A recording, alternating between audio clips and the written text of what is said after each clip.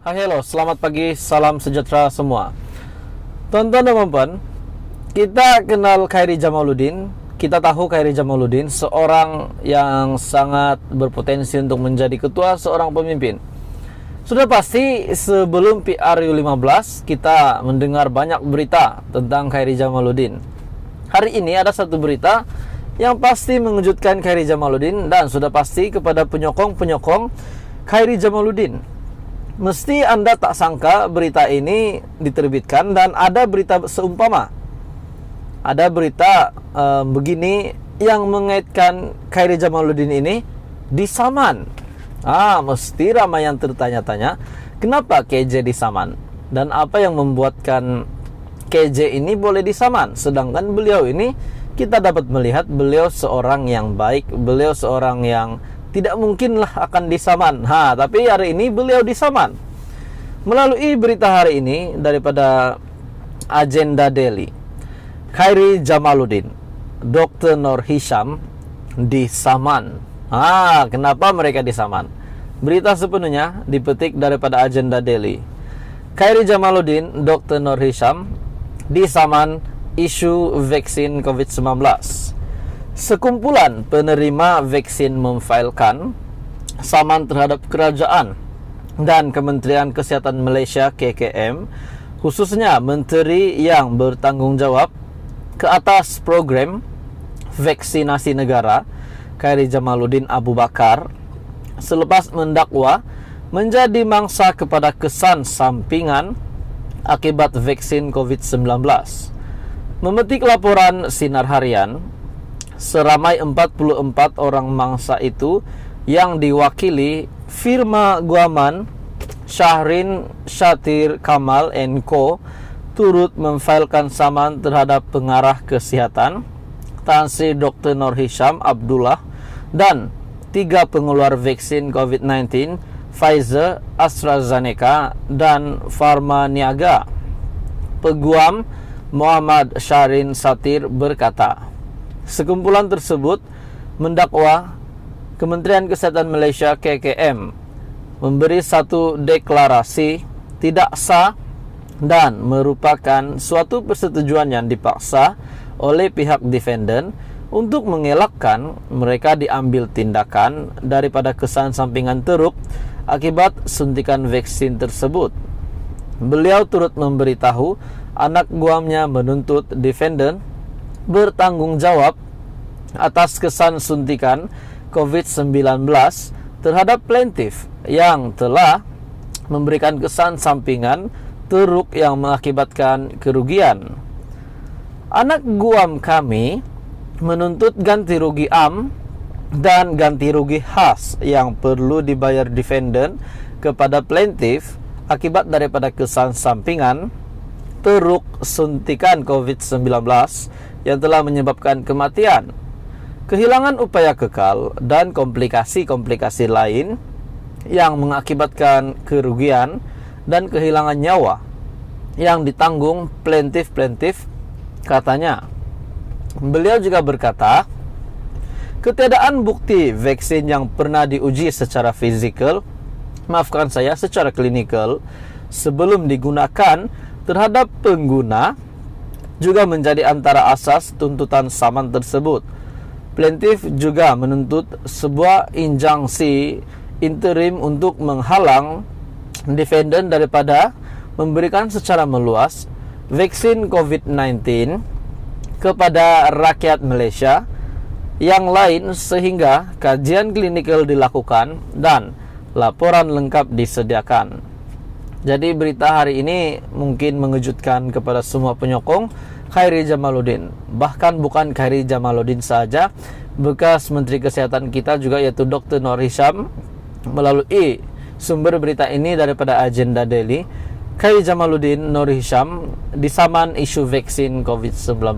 Jadi tuan-tuan dan puan, ini pasti mengejutkan PRU15, mengejutkan KJ. Di samping beliau ingin bertanding di Sungai Buloh, Parlimen Sungai Buloh, di mana beliau pertama kali bertanding di situ. Sebelum ini beliau telah menakluki Rembau, tapi beliau telah memberikan Rembau, Parlimen Rembau kepada Tokmat. Hari ini pula tinggal kurang beberapa hari lagi PRU 15, Khairi Jamaluddin terima berita begini. Ini sudah pasti mungkin akan mengganggu fokus beliau untuk persediaan dalam PRU 15. Tapi kita doakan semoga Khairi Jamaluddin akan sentiasa dalam keadaan yang baik, bersedia untuk berkampanye, bersedia untuk bertanding nanti. Apapun tuan-tuan dan puan, apa komen Anda tentang berita hari ini? Anda boleh komen di bawah. Hai, hello, salam sejahtera Malaysia. Ada yang kata Zahid Hamidi perlu tinggalkan UMNO. Ada yang kata Ahmad Maslan perlu tinggalkan UMNO. Ada yang kata KJ, awak pergilah cari parti lain. Ada yang kata Ismail Sabri sepatutnya orang yang baik tak tinggal di UMNO. Jadi saya pun bingung nak fikirlah. Macam mana kita nak tahu pendapat Anda semua, bagaimana nak tahu siapa yang sebenarnya patut tinggalkan UMNO? Adakah presidennya, timbalannya? Jadi saya punya fikir tuan-tuan dan puan-puan semua, saya buatlah satu kajian. Dan setelah mendapat satu undian yang lumayan, agak lumayan juga respon daripada kamu semua. Dan kepada Anda semua yang mungkin ingin buat undian, Anda boleh scroll ke community channel ini, Anda boleh lihat. Saya ada buat undian di situ. Jadi saya telah memaparkan beberapa pilihan undian. Saya bertanya dengan kamu semua, selepas pergolakan dalam BN UMNO, siapa yang patut tinggalkan UMNO? Aku pikir tuan-tuan dan puan, siapa saya nak letak pilihan. Jadi saya ambillah top 4. Top 4 daripada saya yang saya pilih. Yang pertama, Ahmad Maslan. Yang kedua, Khairi Jamaluddin. Yang ketiga, Zahid Hamidi. Yang keempat, Ismail Sabri Yaakob. Keputusannya pasti Anda tak jangka, tuan-tuan dan puan-puan. Mereka setuju beliau yang keluar daripada UMNO. Jadi saya telah mendapat 1.300 undian. Anda boleh scroll di community untuk buat undian. Kalau tak nak buat undian pun tidak masalah, tidak mau buat undian pun tidak masalah. Kamu boleh saja komen di video ini. Jadi saya ingin berkongsi dengan kamu sebelum saya sampaikan kepada Anda siapa undian yang tertinggi. Saya nak kongsi dengan kamu apa yang responden ini telah menyatakan di ruangan komen. Ada yang kata semua tenang di posisi masing-masing, sabar jah, masa yang menentukan. Ada juga kata selagi ada dalam UMNO, kehancuran UMNO akan berlaku. Manusia ini akan laku pada sesiapa yang tegurnya, diktator. Semuanya patut tinggalkan UMNO.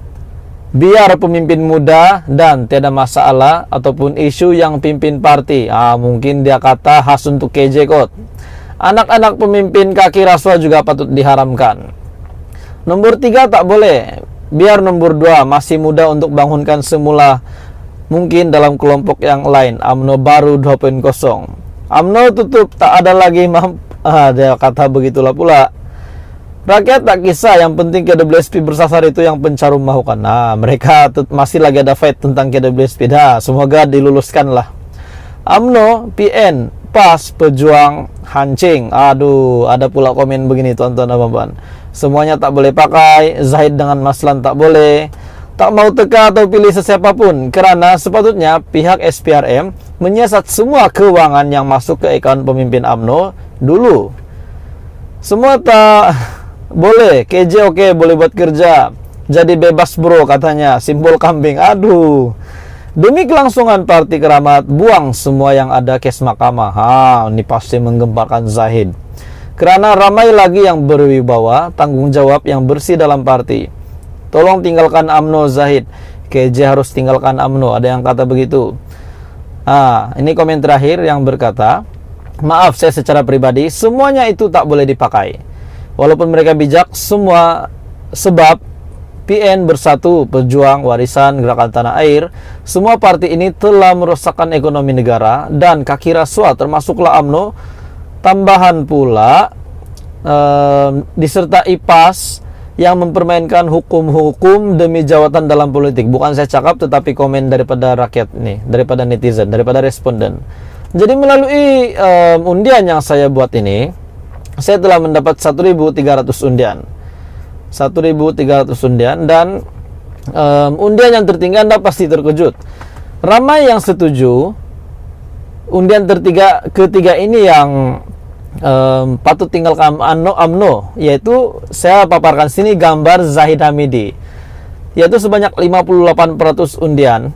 Kedua tertinggi KJ 23% undian, ketiga tertinggi Ahmad Maslan 13% undian, dan keempat tertinggi Ismail Sabri 7% undian. Mungkin ramai yang sayang Ismail Sabri dan perlu beliau stay di UMNO. Namun bagi Zahid Hamidi, ramai yang setuju beliau keluar daripada UMNO. Ada yang kata BN kuat tanpa UMNO, UMNO kuat tanpa maafkan saya, ada yang kata BN kuat tanpa Zahid, UMNO juga kuat tanpa Zahid. Ada yang kata bagi peluang kepada KJ untuk dia menyelesaikan misi dia menjadi Perdana Menteri ataupun menjadi pemimpin, mungkin Presiden UMNO. Ada yang kata begitu. Jadi tuan-tuan dan puan, ini pasti mengejutkan Zahid Hamidi. Adakah beliau benar-benar tidak lagi diperlukan di dalam UMNO? Namun ini adalah undian daripada channel ini, dan yang telah mengundi adalah daripada subscriber daripada channel ini ataupun rakyat Malaysia yang sudah membuat undian di dalam channel ini. Jadi teruskan bersama di dalam channel ini dan kita mengetahui apa episode seterusnya berlaku dalam UMNO selepas dan juga pada masa ini. Lagi-lagi kita menantikan PRU15. Adakah pergolakan terus berlaku dalam UMNO? Namun setakat ini undian tertinggi Zahid Hamidi 58% patut tinggalkan UMNO.